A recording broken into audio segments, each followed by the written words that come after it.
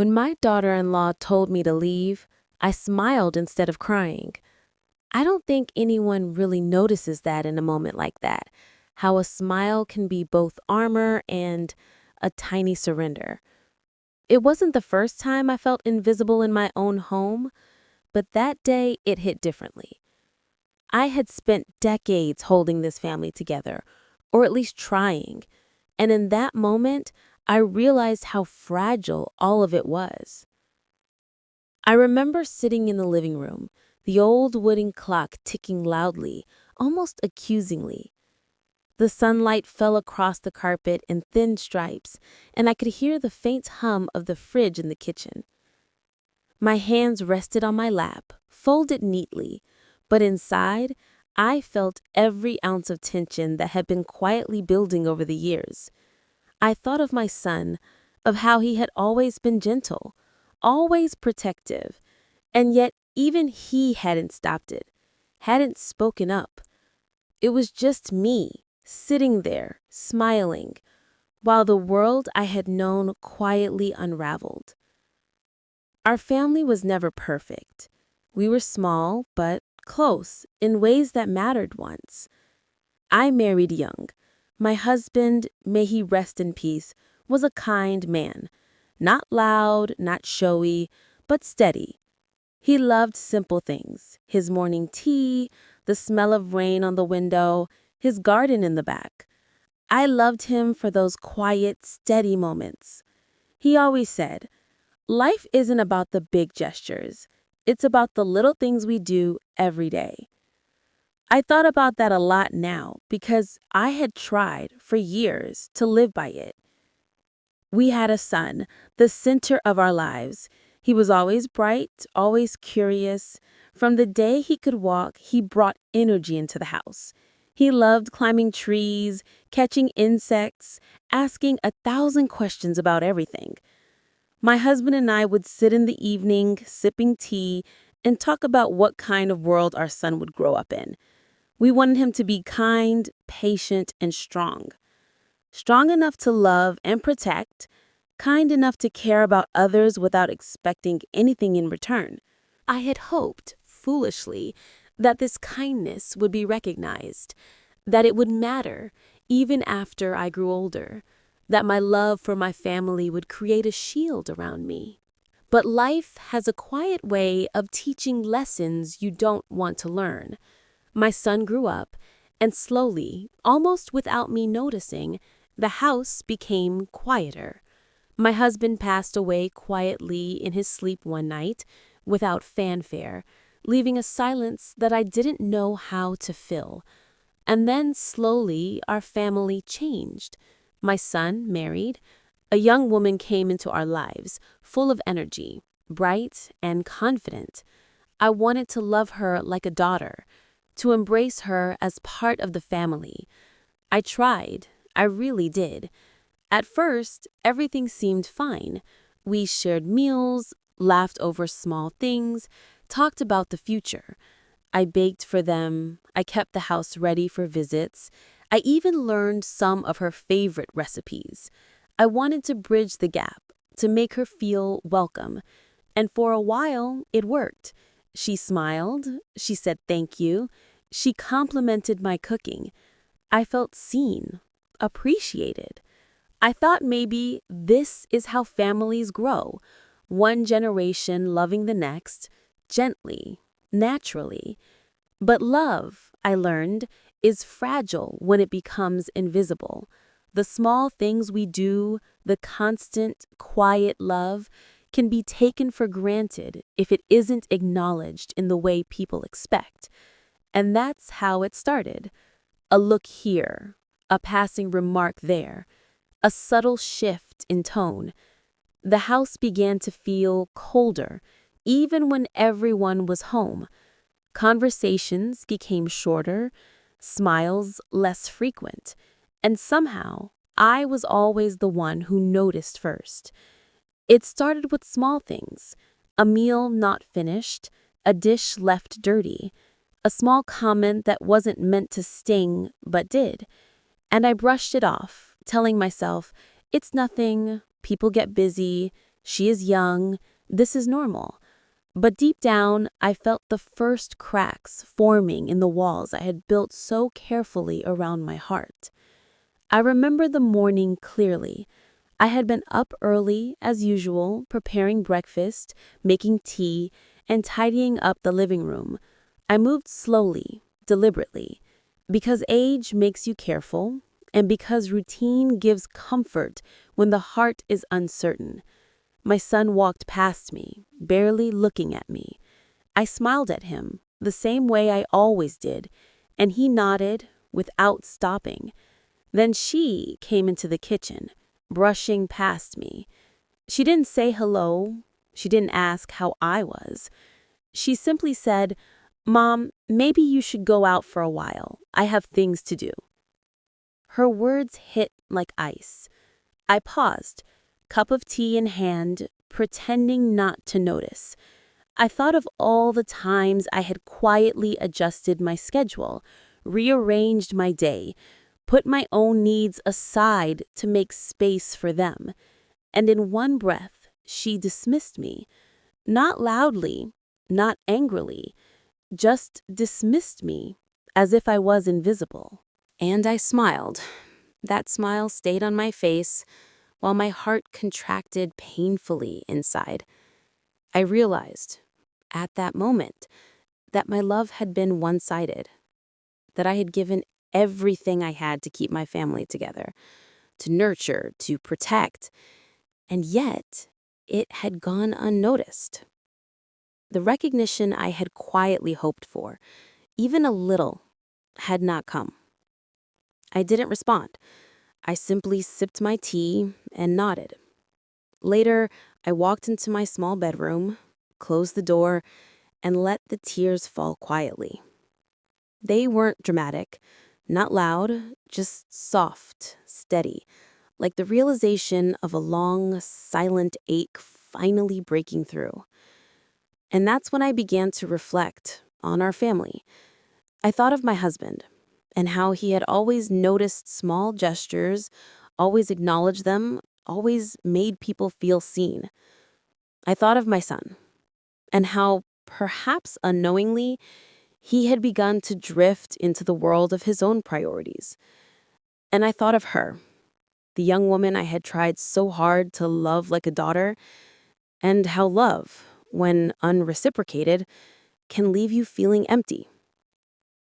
It didn't happen overnight. That day was only the beginning of a long journey. The day I understood that some love, no matter how deep, can exist quietly, without recognition, without acknowledgement. And I knew then that I had to decide. Would I let it crush me? Or would I find a way to hold on to myself, quietly, in the corners of a house that no longer felt like mine? The days after that morning passed quietly, but they were heavy. Each routine seemed heavier than before, each meal colder, each conversation more distant. I noticed the small things first. A glance that lingered just a second too long on something else. A sigh when I entered the room. A plate left half-eaten without a word. It was subtle, almost invisible, but I felt it in every corner of my heart. One evening, I decided to stay in the living room a little longer. The rain had started outside, soft at first, then steady, tapping against the glass. I wrapped myself in a shawl and watched the droplets slide down the glass, listening to the muffled rhythm. My son and daughter-in-law were in the kitchen, talking quietly, their voices low, almost secretive. I tried not to listen, but curiosity and a small, aching worry pulled me closer. "I just don't think she understands," I heard her say. "Sometimes it feels like she's always in the way." "Mom doesn't mean anything by it," my son replied. "She's just old-fashioned, maybe. She worries too much." I froze. I wanted to say something to defend myself, but the words stuck. They were speaking about me as if I weren't there, as if I had no feelings at all. I stepped back quietly, back into my corner, and let the silence swallow me. That night, I went to bed with a weight pressing on my chest I couldn't shake. Over the next few weeks, the tension grew. They started planning things without me, simple things like trips or small gatherings. I wasn't asked for my opinion or even told in advance. And when I did mention it, the replies were curt, distracted. "We already decided," she said once in a tone so neutral it felt sharp. My son nodded silently, avoiding my eyes. I began to notice how easily they excluded me now, not out of malice, I don't think they even realized it, but out of habit. A habit that slowly pushed me aside. The kitchen, once a place of laughter, became a battlefield of quiet judgment. I would cook, clean, prepare things for the family, only to have it go unacknowledged. A simple thank you had become rare, replaced by silence or hurried nods. It hurt more than I expected it to. I tried to tell myself it wasn't important, that love doesn't need recognition. But deep down, I longed for even a small acknowledgement, a smile, a word, a glance that said, "I see you." One afternoon, I had made my son's favorite tea and set it on the table just the way he liked it. He walked in, glanced at the cup, and said, "I'm running late. Don't wait for me." And just like that, he left. I watched the empty cup, steam curling in the cold air, and realized how little I mattered in their daily lives now. Small conflicts began to surface. Sometimes it was over chores, sometimes over words left unsaid, sometimes over nothing at all. One day I had hung a few flowers in the living room, nothing fancy, just fresh jasmine from the garden. She looked at them and said, "Why bother? It doesn't matter." I felt the words pierce through me like tiny needles. The sort of small cruelty that isn't intended but lingers anyway. I started questioning myself. Was I too old-fashioned, too emotional, too careful? Maybe they were right. Maybe I didn't understand the world they were living in. But then I remembered all the years I had given to this family, all the meals cooked, all the nights spent awake worrying about them, all the quiet sacrifices made without complaint.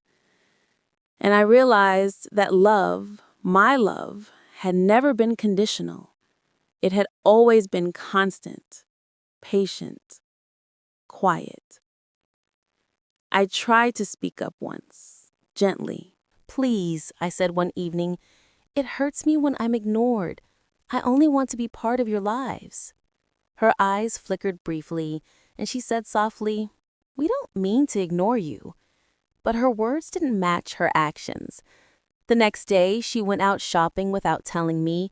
My son left for work without a goodbye, and again I was left in the corner, a silent observer in my own home.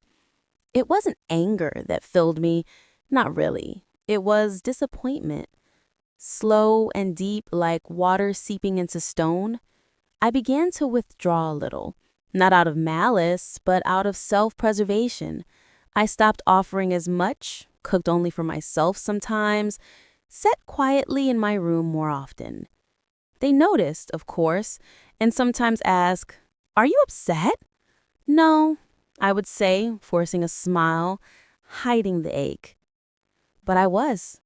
I was upset. Deeply. Because the truth of it was that I had loved them more than they had ever realized. I had carried this family not in grand gestures, but in small, invisible ways. And for the first time, I realized that love, even the quietest kind, can be unnoticed.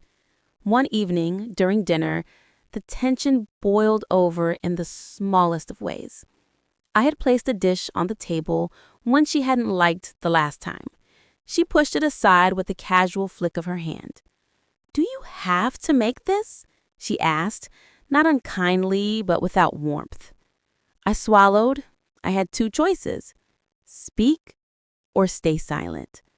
I chose silence, looking down at my plate, feeling the sting of rejection wash over me like a slow tide. My son glanced at me, briefly, and then looked away. He didn't intervene. He didn't say a word. And in that moment, I felt my place in the family slipping further from my hands, like sand falling quietly through fingers I couldn't close fast enough. The nights grew longer, the silence louder. I began waking up at odd hours, thinking about what had changed. I replayed memories of my husband, of our son as a child, of the days when laughter filled every room. And I realized that life had shifted under my feet, and I hadn't noticed until it was almost too late.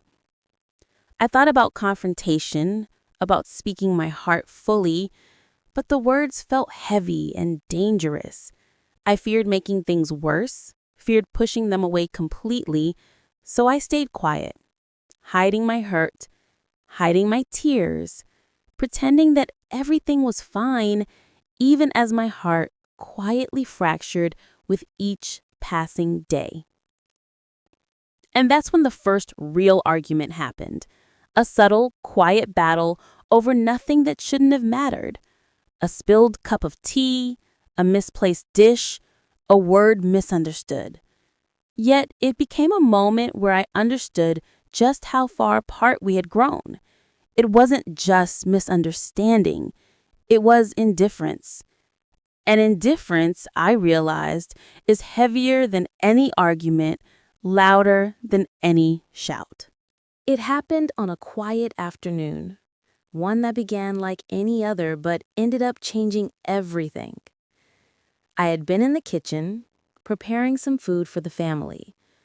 The smell of cumin and fresh bread filled the room, comforting, familiar. I hummed a soft tune to myself, something my mother used to sing. It was a habit, a little ritual that grounded me, even when the house felt cold and distant. I called out to my son. "Your lunch is ready," I said gently. No answer. I waited. I called again, louder this time. Still nothing. Then I heard the front door close. My heart sunk immediately. He had left, without a word, without even a glance. And then I saw her, his wife, peering out the window, busy with her phone, completely unaware of my presence in the kitchen. I froze. My hands rested on the counter, gripping it tightly. The realization hit me in one sharp, crushing wave. I had been forgotten. Not just in that moment, but in so many moments before it. Birthdays, anniversaries, small acts of care, all quietly ignored, all taken for granted. The person I had raised, nurtured, and loved had left without a thought. And she, who I had tried so hard to embrace as my own daughter, had made it feel as though I didn't even exist. I wanted to call him, to shout, to demand attention, but I didn't. My throat tightened. The room felt smaller, the air heavier. I remembered all the mornings I had woken early to make sure he had breakfast, all the nights I had stayed awake worrying about his safety, all the sacrifices I had made quietly, expecting nothing. And now, it was as if none of it mattered. That evening, I sat alone in the living room. The rain had returned, drumming softly against the windows. I held my hands together, staring at the clock. Every tick seemed louder than usual, every second stretching painfully. I thought about my life, the love I had given so freely, and the emptiness that greeted it in return. It was then that I understood something I had been afraid to admit. My love had been one-sided all along. I hadn't wanted to see it because seeing it would mean accepting a painful truth that the family I had given everything to no longer valued my presence, my care, my very existence. I tried to talk to my son that night. I sat him down in the living room, gently, my voice soft but steady. "Why didn't you say goodbye today?" I asked. He looked at me, confused. I didn't think it was a big deal," he said. "It was to me," I replied. "It always matters. Even small things matter. I just want to feel noticed, to feel loved, to feel like I am part of your life." He shifted uncomfortably, avoiding my eyes. She came into the room then, pretending not to notice the tension. I looked at her, and in that moment, I felt the full weight of my pain. I had tried to love her, to embrace her, to see her as my own, but she couldn't see me. She couldn't see the years, the care, the heart behind every gesture. And in that moment, the breaking point arrived. I realized that no matter what I did, how much I gave, it would never be enough. Love, I had learned, is not always returned in equal measure. Some hearts simply cannot notice the quiet, steady devotion of another. I retreated to my room that night, not in anger, but in a quiet sorrow that seemed to settle into my bones. I sat by the window, looking out at the rain-soaked garden. The flowers I had planted years ago still bloomed, still tried to grow despite neglect. I saw myself in them, resilient, quietly enduring, even when unnoticed. The next morning, I tried to resume my routine, but it felt different. Every meal I prepared, every small task I did, carried a weight I hadn't felt before. I began to question the years I had spent giving so much, wondering if it had all been for nothing. And yet, in the quiet corners of my heart, I realized I could not regret it.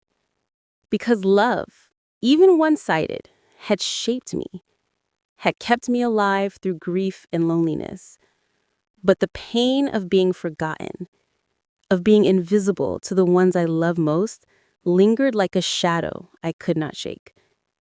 Every smile I offered, every word I spoke, now carried a subtle hesitation. I had learned to protect myself, to soften the blow before it reached me, and in doing so, I began to withdraw, slowly, almost imperceptibly, from the life I had known. Weeks passed. I no longer waited for recognition. I no longer hoped for acknowledgement. I existed in the spaces between, quietly observing, quietly loving, quietly hurting. But even in this quiet retreat, a strange clarity emerged.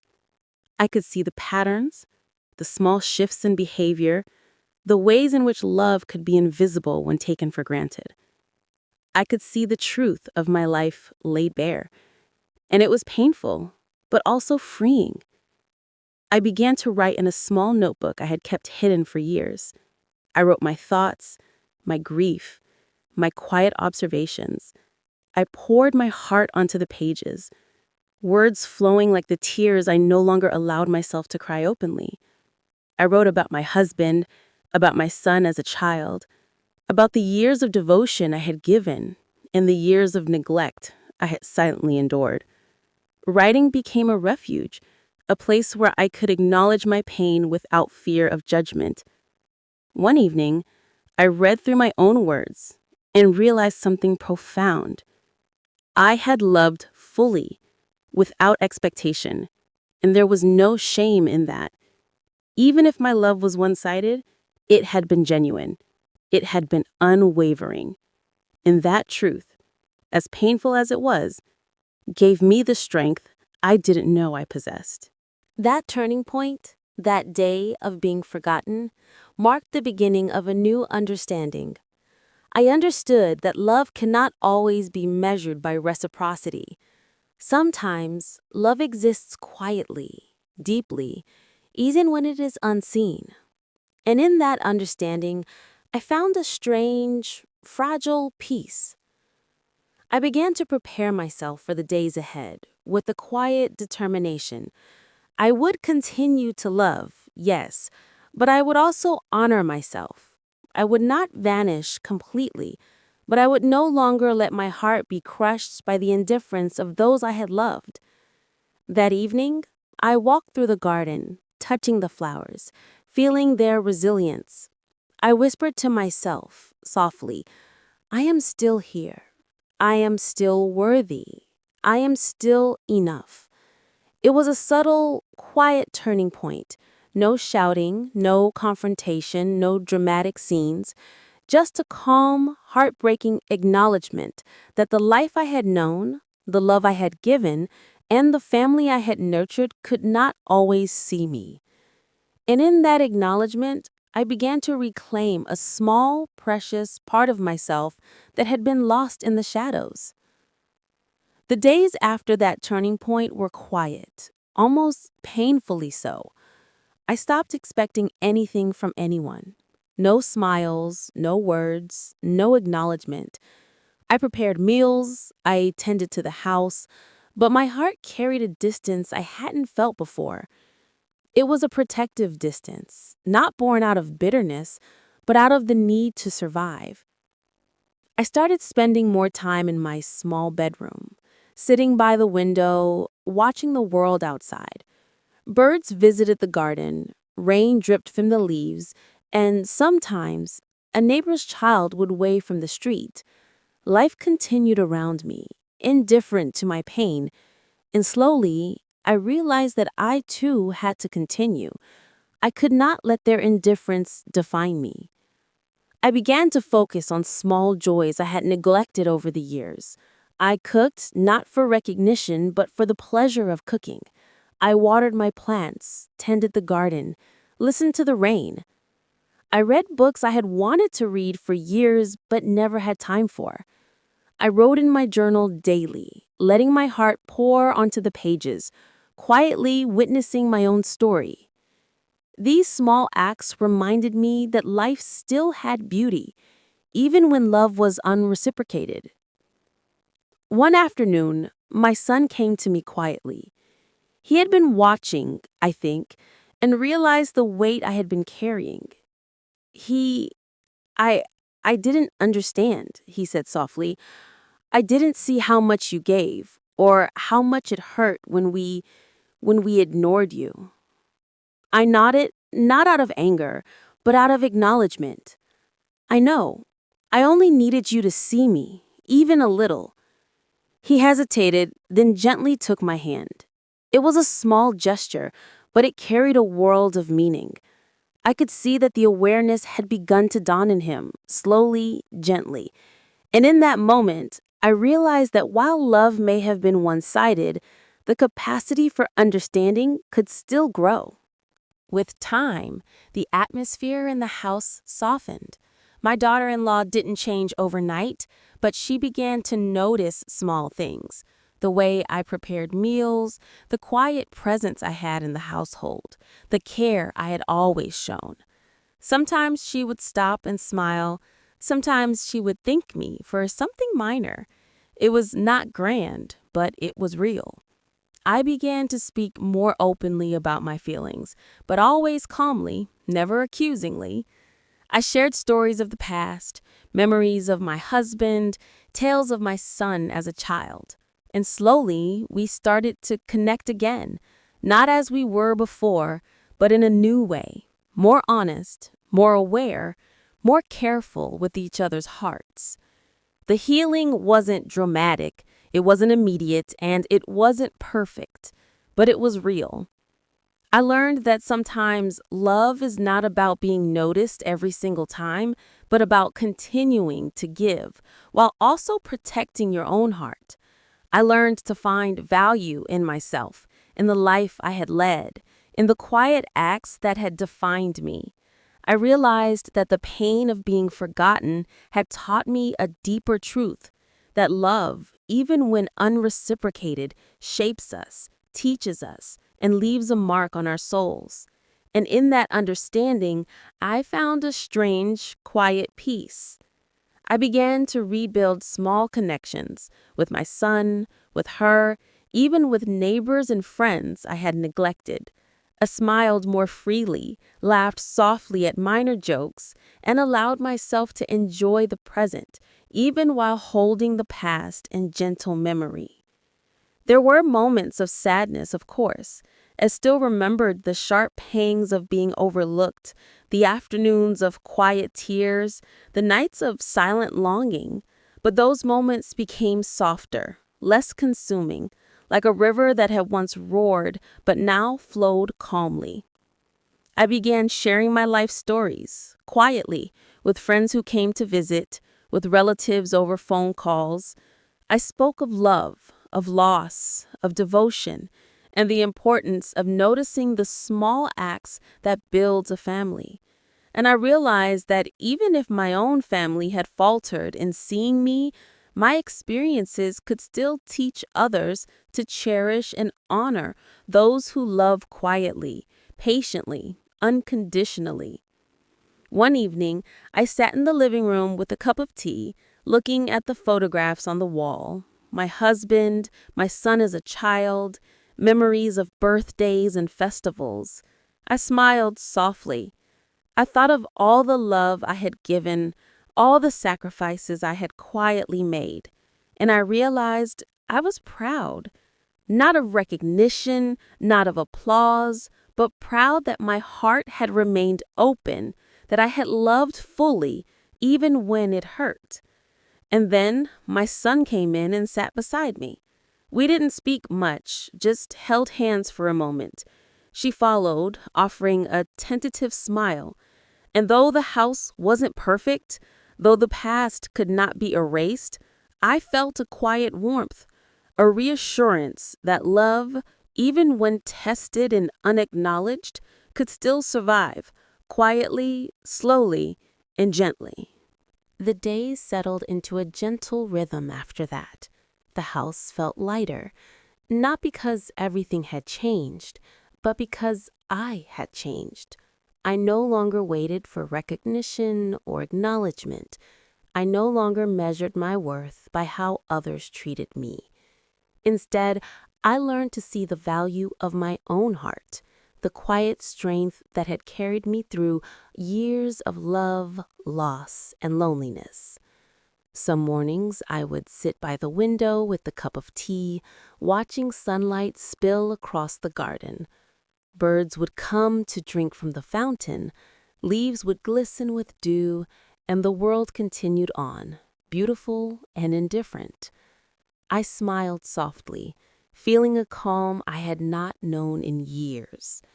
Even in moments of solitude, I felt whole because I had learned to nurture myself as I had nurtured others. My son and daughter-in-law began to notice small things again, subtle gestures, quiet care, and the soft patience I had always carried. They did not suddenly become perfect or attentive, but the awareness had grown, and in that I found a gentle peace. Love, I realize, is sometimes quiet. It does not always shout or demand attention. Sometimes it whispers, lingers, and waits patiently, and even if unreciprocated for a time, it leaves a mark that cannot be erased. I began to reflect on my life with a sense of gratitude. I remembered my husband and the years we had shared. I remembered my son's childhood, the small joys and struggles we had faced together. I remembered the countless ways I had loved, quietly and fully, and I realized that love, even when one-sided, is never wasted. It teaches resilience, patience, empathy, and the quiet courage to keep giving without expecting anything in return. Sometimes I would catch a glance from my daughter-in-law, a small smile or a word of thanks, and it felt like sunlight breaking through clouds. I understood that relationships, like gardens, grow slowly. They need time, care, and sometimes distance to find balance. And even when love is unreciprocated for a while, it can heal and transform when hearts finally open. I learned to forgive, not because anyone asked me to, but because forgiveness frees the one who forgives. I forgave my son for the moments he overlooked me. I forgave her for the time she failed to see my heart. And most importantly, I forgave myself for expecting recognition, for hoping that love could always be seen in the way I imagined. Forgiveness did not erase the past, but it lifted the weight from my soul, allowing me to breathe again. I also learned to cherish the small moments: a shared cup of tea, a gentle word, the laughter of my son in the hallway, the quiet smile of my daughter-in-law when she noticed something I had done. These moments were enough. They were soft, fleeting, but they reminded me that love does not always arrive in grand gestures. Sometimes it lives in the quiet, enduring details of daily life. And as I sit here now, years later, I understand something I could not see in the midst of pain. Love is not measured by acknowledgement, nor by return, nor by words spoken. Love is measured by its depth, by its constancy, and by the courage to continue giving it even when the world seems to forget. I realized, finally, that my love had never been wasted. It shaped me, it strengthened me, and it quietly influenced those around me, even if they did not always see it. The day I was forgotten by the one I had loved most became the day I discovered my own heart, my own resilience, and the enduring power of unconditional love. So, I continue, gently, quietly, lovingly. I smile when I feel like smiling. I care when I feel like caring. I give when I can, but I also protect my heart, knowing that the most important acknowledgement comes from within. Life may not always recognize the love we give, but it never diminishes it. And in that truth, I have found my peace, my strength, and my hope. Even now, when I see my son leave without a word, or when she walks past in hurried preoccupation, I do not crumble.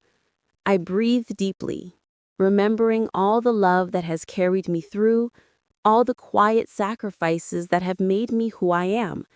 And I smile softly, because I know in the depths of my heart that love, even one-sided, is a gift that transforms, heals, and endures long after it is given.